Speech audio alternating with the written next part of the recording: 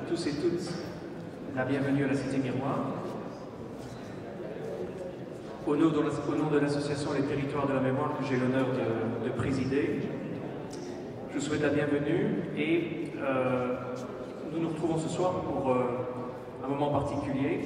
On va inaugurer, lancer le cycle Exilés des résistants de la Retirada à aujourd'hui 1936-2022. Je ne peux pas vous en dire davantage sans évoquer le fait que c'est dans une Europe en guerre que les Territoires de la Mémoire, la Cité Miroir et de nombreux partenaires vont inaugurer ce cycle. Notre objet social au Territoire de la Mémoire, c'est notamment, depuis plusieurs dizaines d'années, d'inviter les jeunes générations à ne pas oublier le passé, les nationalismes, les discours nationalistes, les discours extrémistes, les discours xénophobes, ne pas oublier ces discours du passé, afin de se prémunir au présent face à des menaces et d'essayer de construire un futur meilleur. Donc, je ne vais pas en dire plus, mais c'est tristement au cœur de notre core business, sauf que d'habitude, quand on reçoit des jeunes générations ici, on leur dit « prudence, prudence, il faut éviter que dans le futur ». Alors que pour l'instant, on doit dire « prudence, prudence, ça se passe et ça pourrait s'aggraver, on va voir comment les choses vont se dérouler. Ce soir, on va inaugurer 3 expositions, Chemin de l'exil, Le sang n'est pas eau et Vive la commune, dans le cadre du cycle plus général Exilés des résistants de la Retirada à aujourd'hui 1936-2022. Je vais d'abord commencer par M. Sergi Faré Salva, qui est conseiller culturel et scientifique de l'ambassade d'Espagne en Belgique, et je voudrais vous poser une question toute simple. Qu'est-ce que ça signifie pour Madame l'ambassadrice, pour votre ambassade, de soutenir un tel événement?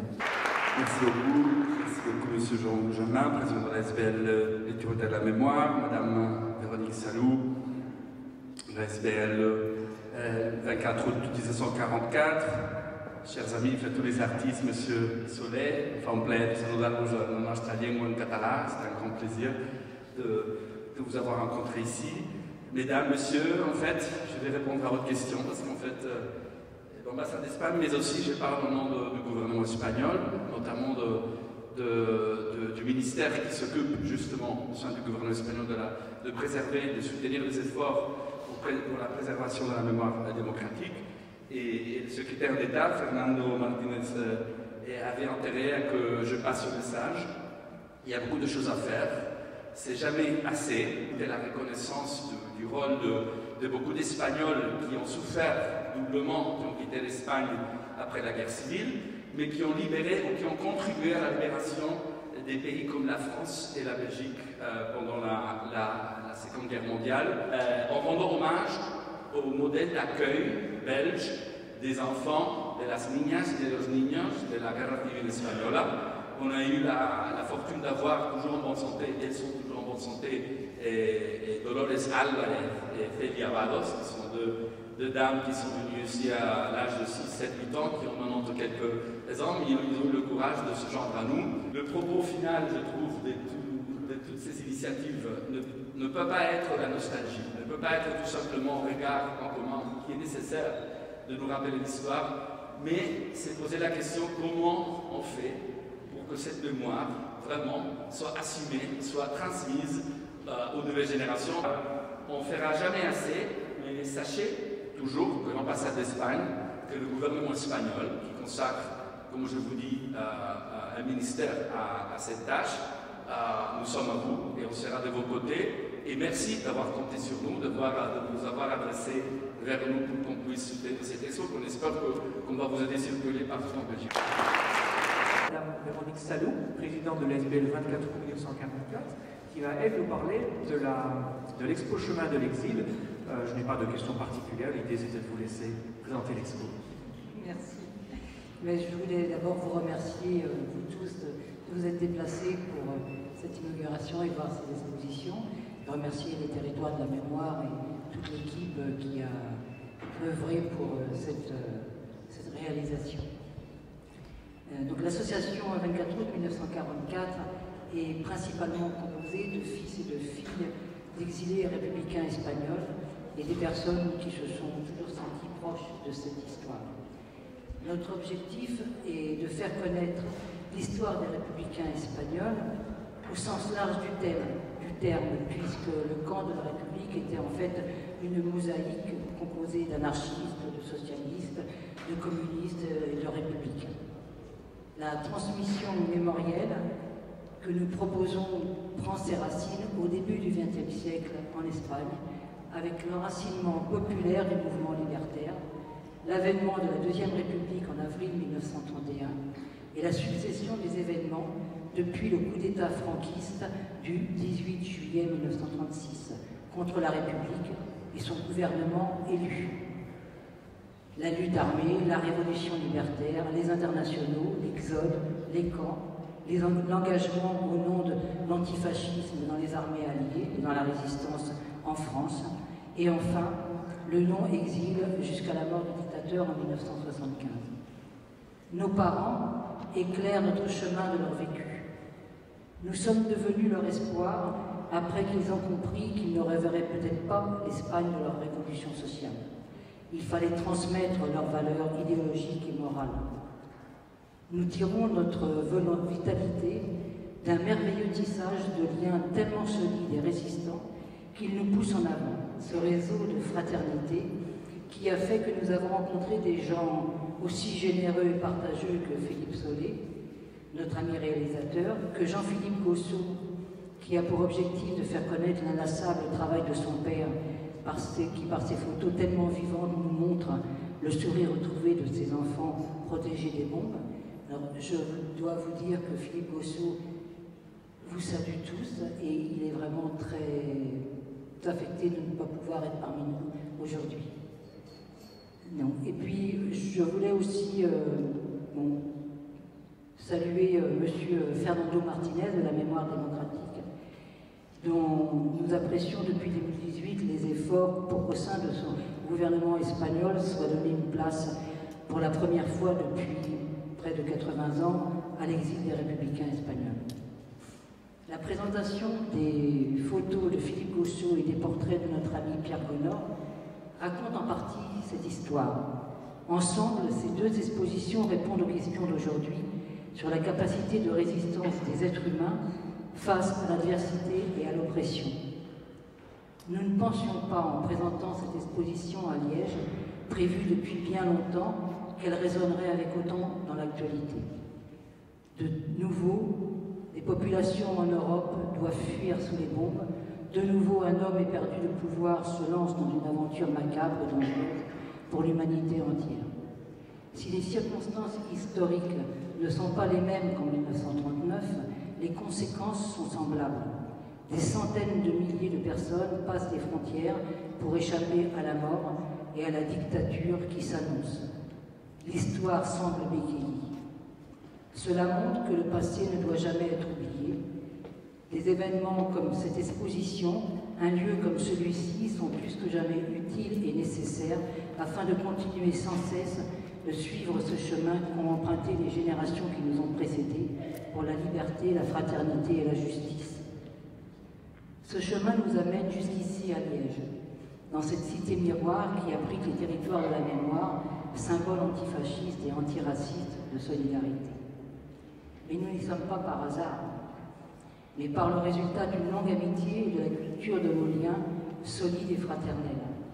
Depuis 2009, nous travaillons régulièrement ensemble et j'en profite pour rendre un vibrant hommage à notre fidèle ami Philippe Klesner, que je ne sais pas où il est, qui depuis 2009 ne nous a jamais délaissés.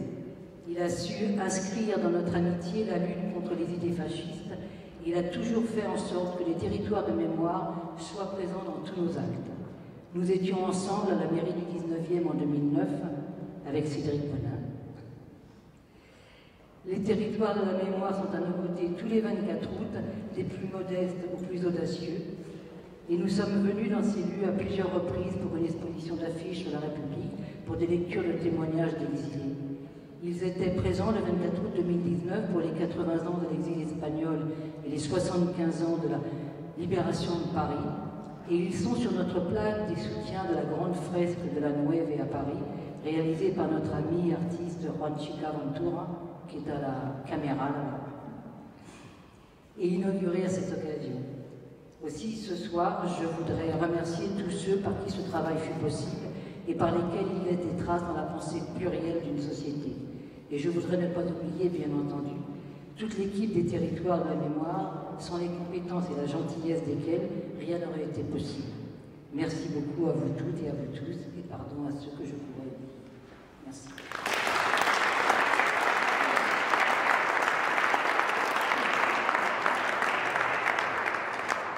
Merci Madame Véronique Salou, présidente de la SBL 24 août 1944. Je donne maintenant la parole à Monsieur Philippe Solé, réalisateur et investigateur sur l'exil républicain, qui va également nous parler de Chemin de l'exil. Je vous remercie, je vous en prie. Mesdames, Messieurs, bonsoir. Je vais remercier votre assistance, les organisateurs, les autorités, mais surtout, moi je voudrais vous parler d'un aspect humain de cette histoire. L'exposition Philippe Gosseau commence en fait 43 jours avant que lui commence à déclencher, à faire ses photos. C'est la retirade de la Catalogne. C'est 43 jours dans lesquels 800 000 personnes tentent d'échapper aux troupes fascistes, protégées plus ou moins bien par l'armée républicaine, et qui se termine, surtout, ça se déclenche avec la chute de Barcelone le 26 janvier 1939. Donc, c'est à partir de là, c'est-à-dire entre le 27-28 janvier, que Philippe Gosseau commence à faire ses photos. Pourquoi il fait ça? Nous ne le savons pas, mais peut capter très bien son regard, comment il voit les choses. À l'époque, c'est la catastrophe humanitaire plus grande de l'époque. C'est une catastrophe inimaginable. Que toute une société, une partie de la société parte en exil. Donc, Philippe Gosseau, il prend sa caméra. C'est un travailleur humanitaire, c'est-à-dire lui participe, il a un regard différent, il ne n'est pas un journaliste. Et donc, il essaye de capter les visages, les situations, et dans ces photos, il situe l'espace où il se passe les drames, et c'est ça qui est appréciable dans son regard. C'est par hasard que ces photos qui reposaient dans une valise jusqu'il y a pas longtemps, quelques années, tout à fait par hasard, le fils de Philippe Gosseau, Jean-Philippe Gosseau, je me mis en contact avec lui tout à fait encore par hasard, et c'est comme ça qu'on a commencé à récupérer et à voir l'importance de cette collection. Comme d'autres cas, la valise de Capar, la valise mexicaine de Capar, etc. Il y en a plein de cas. La plupart des photos qu'aujourd'hui on connaît en compte de cours, souvent ils ont été préservés dans une valise, dans une maison, dans une maison cachée parfois pendant des années par des familles. C'est le cas. Le même photographe, le même Philippe Gosseau, il n'a jamais parlé de ça, c'est-à-dire assez à sa mort, que son fils a trouvé quelques photos, il a commencé à en parler à un moment donné, mais sans plus, il ne savait rien, il ne connaissait rien à la retirada, il ne connaissait rien au drame républicain et des républicains espagnols, donc, et de la retirada, évidemment. Et c'est la rencontre fortuite donc, entre son fils et moi-même que nous avons commencé à essayer de pouvoir donner la valeur, à restituer le témoignage de ce drame humanitaire. Tout à l'heure, moi je pense que je vais juste vous donner cette petite guide que je viens de donner, sans plus. Puis j'espère que vous allez apprécier énormément parce que c'est une expo extraordinaire. Merci.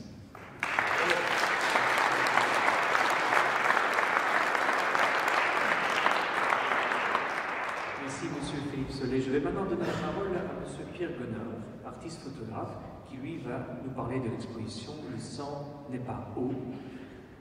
Je vous en prie. Merci.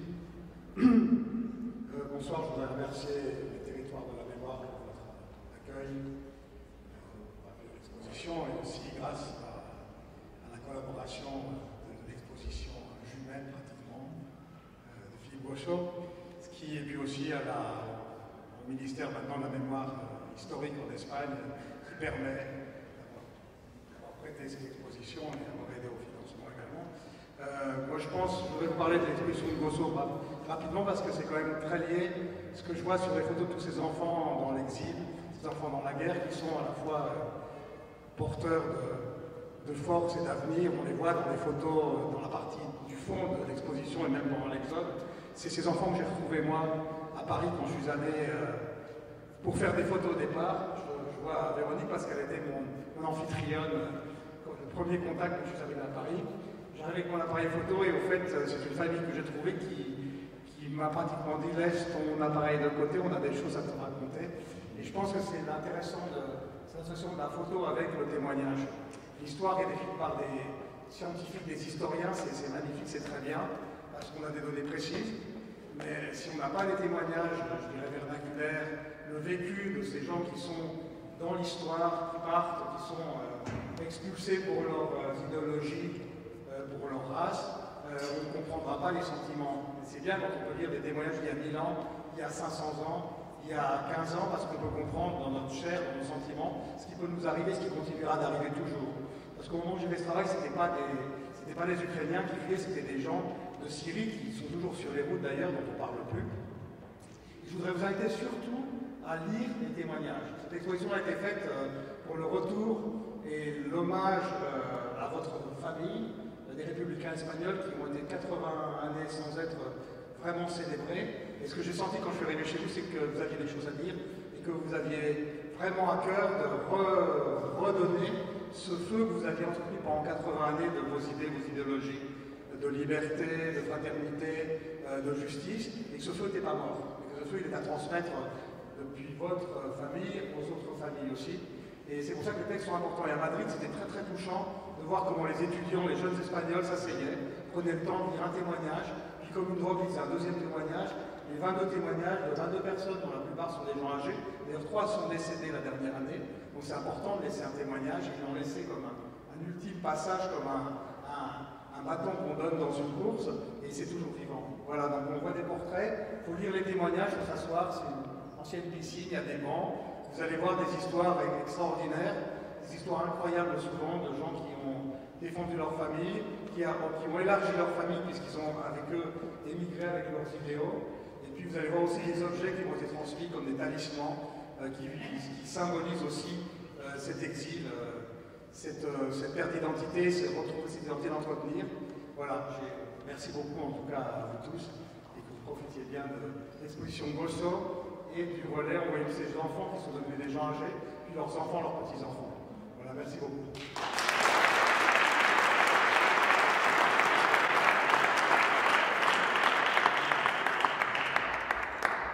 Merci Pierre Denor. Je vais maintenant donner la parole à Sixtine Didewal du collectif Krasny pour l'exposition Vive la commune. Super, un grand merci. Merci à tout le monde d'être là ce soir.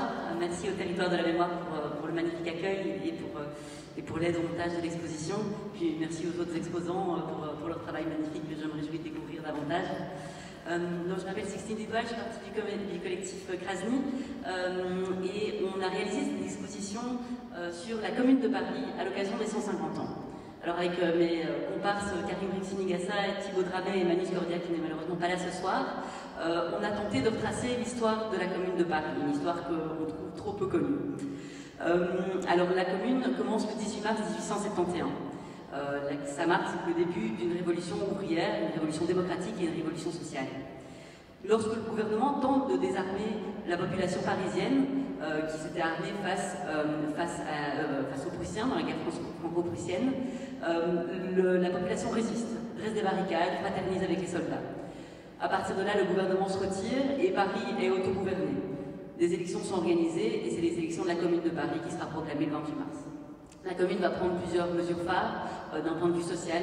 Elle va permettre l'acquisition d'ateliers par la collectivité ouvrière, elle va proclamer la séparation de l'Église et de l'État, elle va permettre une éducation laïque gratuite et obligatoire et encore énormément de mesures sociales. C'est aussi un moment démocratique extrêmement important. Donc le conseil de la commune élu au suffrage universel masculin va être en constant dialogue avec la population. au travers des clubs, au travers des chambres syndicales, au travers des comités de quartier. Le peuple va être constamment présent au pouvoir et constamment en train de mettre une pression à ce pouvoir pour qu'elle ne trahisse pas les idées de la révolution qu'il a portées là. C'est aussi un moment important de l'action politique des femmes qui prennent la parole dans ces clubs, qui demandent davantage d'égalité politique et qui se battent sur les barricades également.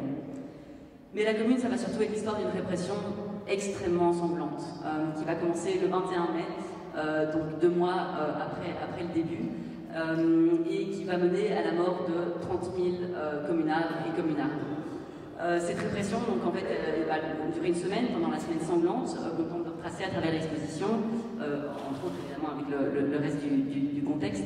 Ça va être la population qui va tenter de défendre Paris sur ses barricades, mais surtout de défendre leur idée de révolution égalitaire, solidaire et leurs idées de justice sociale.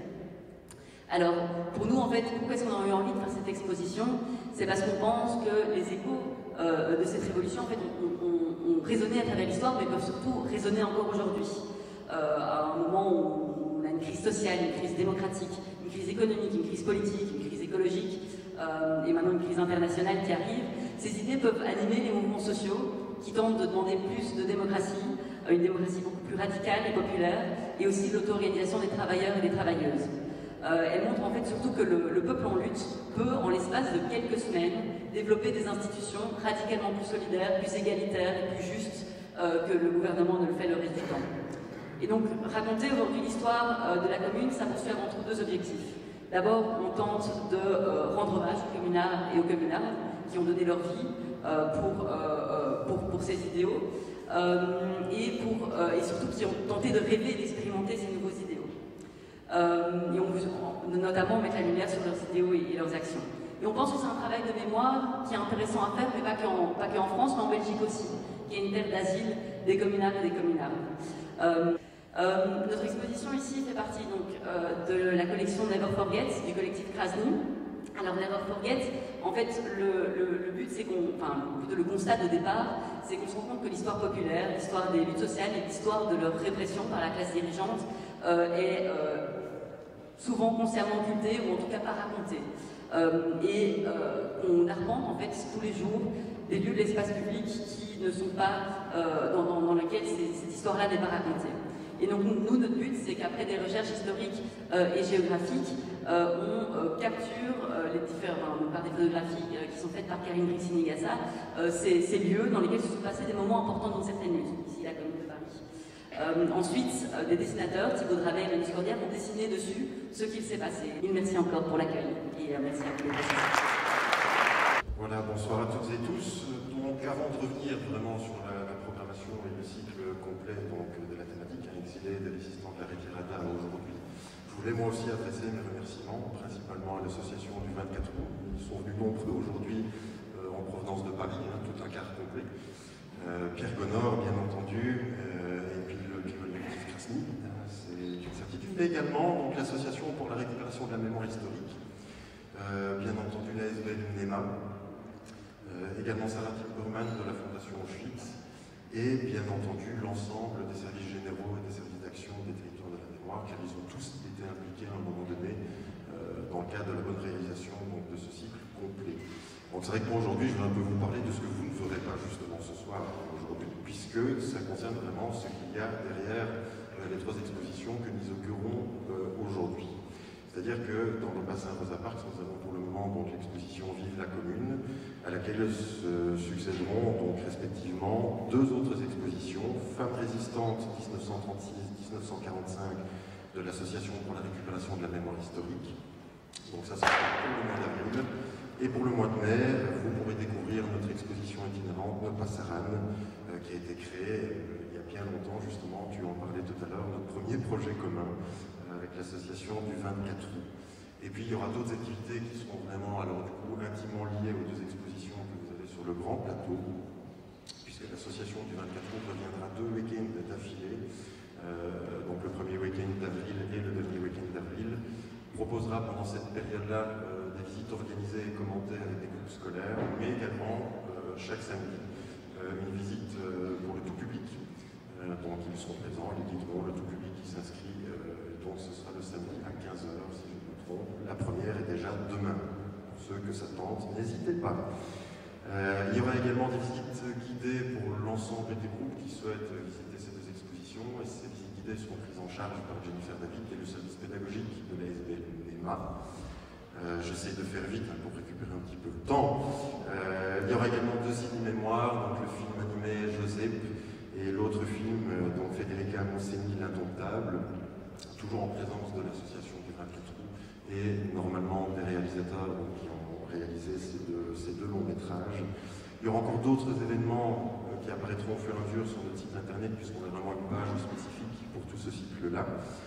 On sait qu'il y aura en mai une rencontre autour de la thématique de l'exil, on l'a entendu, et une rencontre d'auteurs autour du livre La Machine de Katia Lanaro Zamora. Et notre service pédagogique organisera également des ateliers d'expression, des ateliers créatifs, un peu à la façon de Pierre Léonard, donc sur le thème de l'identité et de l'histoire familiale, donc avec le concept et le principe, une photo, un texte, un objet. Donc ça, vous découvrirez de toute façon son concept en visitant son exposition. Et puis alors, j'avais une petite mention particulière aussi pour mes deux collègues, enfin deux de mes collègues du service projet qui ont porté vraiment ce projet justement de bout à bout. Julie Mignolet, Catherine Delas qui sont présentes aujourd'hui.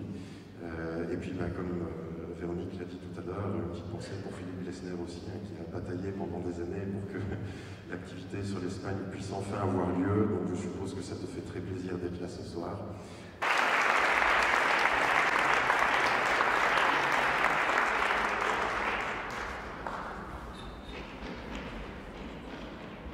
Pour clôturer cette prise de parole, je vais à mon tour formuler quelques remerciements pour les soutiens, l'aide pour la réalisation de ce cycle. Le service culturel et scientifique de l'ambassade d'Espagne en Belgique, représenté par M. Sergi Farisava qui est avec nous, M. François Santos Rey, consul honoraire de l'ambassade d'Espagne à Liège, l'association 24 1944 avec Véronique Salou, présidente, Tico Herrero, Aimable Marcelan, Juan Chicaventura et bien d'autres, le ministère espagnol de la Présidence, relations avec les tribunaux et mémoire démocratique, ainsi que le photographe Pierre Bonheur est avec nous, l'ASBL NEMA, et évidemment, comme ça a été dit par Cédric, toutes les équipes ayant participé à la réalisation de ce projet.